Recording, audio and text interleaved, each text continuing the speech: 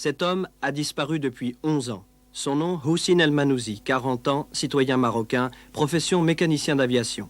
Renvoyé de Royal El Maroc pour activité syndicale, il part en 1963 pour Bruxelles où il prend sa carte de séjour. Devenu mécanicien à la Sabena, il s'occupe de l'alphabétisation des travailleurs immigrés et de l'organisation syndicale des Marocains en Belgique.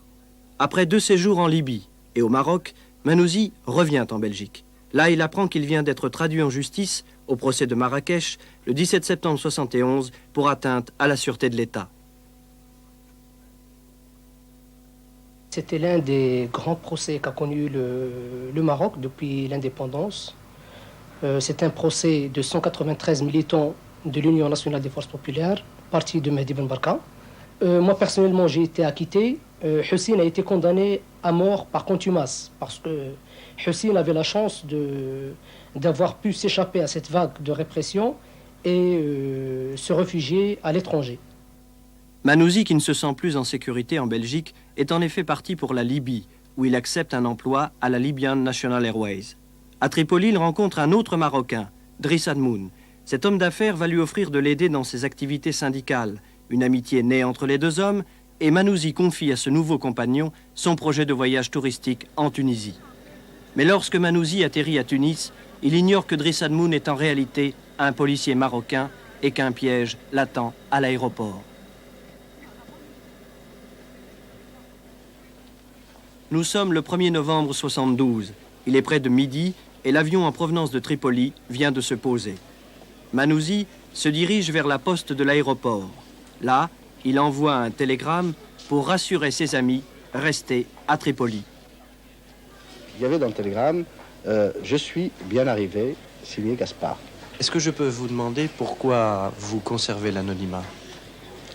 Je pense que je suis actuellement en France. Il y a un certain nombre d'agents du régime marocain, de la police marocaine, et je n'ai pas envie de mettre ma vie en danger. Manouzi se rend ensuite vers le téléphone. Là, il appelle d'autres amis, de Tunis cette fois, et les prévient de son arrivée immédiate. Depuis, plus de nouvelles de Houssine El Manouzi. Alors que s'est-il passé à l'aéroport international de Tunis? Manouzi a-t-il seulement pu franchir les portes de cet aéroport? A-t-il été conduit au poste de la Sûreté nationale, tout proche? A-t-il été emmené à l'aéroport militaire pour être transféré au Maroc? Bref, y a-t-il eu collusion entre les autorités tunisiennes et marocaines pour enlever le syndicaliste Manouzi? Il est évident qu'il serait étonnant que, au nez à la barbe des policiers tunisiens, Manouzi ait été enlevé par des barbouzes d'un autre pays en Tunisie. Je dois dire que je n'ai pas eu, de la part des autorités tunisiennes, un appui considérable dans cette affaire. Je me suis rendu moi-même à Tunis, où j'ai déposé, par l'intermédiaire d'un de mes confrères tunisiens, une plainte avec constitution de partie civile pour cet enlèvement illégal. La plainte a été enregistrée. Pour l'instant, elle n'a rien donné. J'ignore si la police tunisienne a effectivement fait une enquête par la suite ou pas. 3 ans plus tard, c'est le coup de théâtre. Manouzi réapparaît cette fois sur un avis de recherche diffusé par la police marocaine. Dans la nuit du 12 au 13 juillet 1975, le quartier de sa famille à Casablanca est systématiquement fouillé. Manouzi vient de s'évader avec d'autres prisonniers. C'est la preuve qu'il était bien détenu au Maroc. Le 20 juillet 1975, les recherches cessent. Manouzi est repris. Pourtant, son pays ne reconnaît toujours pas sa détention. Son sort reste inconnu. C'est un disparu. Disparu comme ces militaires, auteurs de tentatives de coup d'État en 71 et 72. Ils ont été arrêtés, condamnés. Ils ont purgé leur peine et pourtant, nul ne sait où ils se trouvent à présent. À Rabat, les mères sont nombreuses à demander des explications. Ils ont été condamnés à 5 ans de prison et à une amende. Nous avons accepté cela. Nous avons beaucoup pleuré et nous avons remis notre sort à Dieu.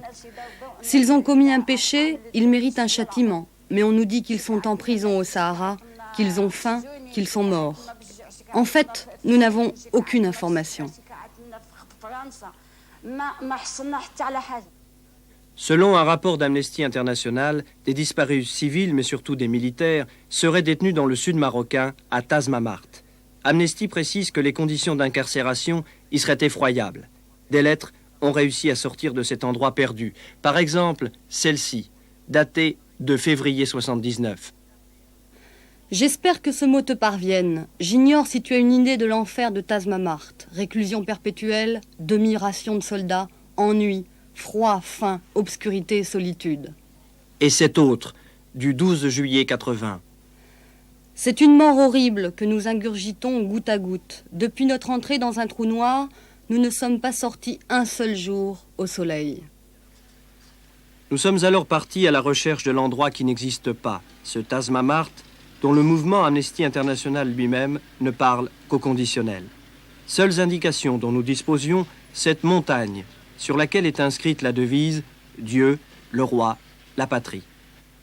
En fait, le site de Tazmamart, c'est ce cirque désolé, la vallée du fleuve Ziz, avec entre l'hiver et l'été des écarts de température impressionnants.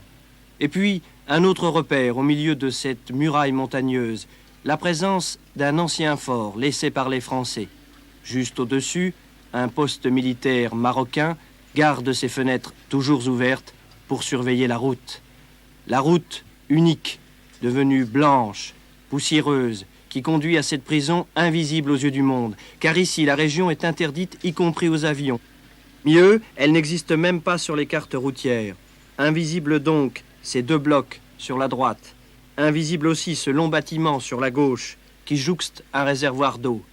Combien sont-ils incarcérés ici? Une cinquantaine? On l'ignore. Ce que l'on sait, c'est qu'une quinzaine de prisonniers seraient morts à cause des terribles conditions de détention. Mais bientôt, quelqu'un va nous barrer la route, car ici la logique du pouvoir interdit de filmer ce qui n'existe pas.